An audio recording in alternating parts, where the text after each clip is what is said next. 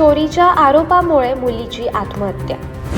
घरातील नातेवाईकांकडून दागिने चोरीचा संशय घेत 17 वर्षीय मुलीचा प्रचंड मानसिक छळ केला जात होता। या छळाला कंटाळून या अल्पवयीन मुलीने गळफास घेऊन आत्महत्या केल्याची खळबळजनक घटना कळंबोली भागात घडली आहे। कळंबोली पोलिसांनी या घटनेचा तपास करत मृत मुलीचे काका काकू व चुलत बहिणी विरोधात आत्महत्येस प्रवृत्त केल्याप्रकरणी गुन्हा दाखल करत काकाला अटक केली आहे।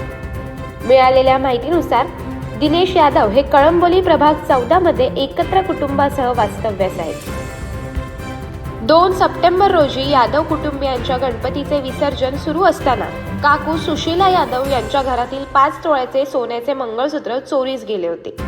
या चोरीचा संशय दिनेश यादव यांची 17 वर्षीय मुलगी मानसीवर घेण्यात आला होता। त्यामुळे काका रमेश यादव यांनी मानसीला आपल्या घरी बोलवून दागिने चोरीच्या संशयावरून तिला जाब विचारला होता। तसेच काकू व चुलत बहिणीने तिच्या चारित्र्यावर संशय घेत अत्यंत अपमानास्पद आरोप तिच्यावर केले होते। त्यानंतर रमेश यादव यांनी आपल्या पुतणी विरोधात पोलीस ठाण्यात तक्रार दाखल केल्यानंतर मानसीला जबरदस्तीने कळंबोली पोलीस ठाण्यात नेण्यात आले होते।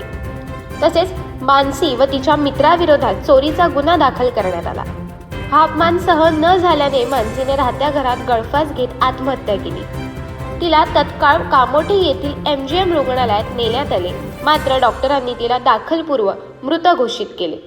या प्रकरणाचा कळंबोली पोलिसांनी तपास करत रमेश यादव, त्यांची पत्नी सुशीला यादव व मुलगी करिश्मा यादव या तिघांविरोधात गुन्हा दाखल केला होता व रमेश यादव यांना अटक करण्यात आली आहे।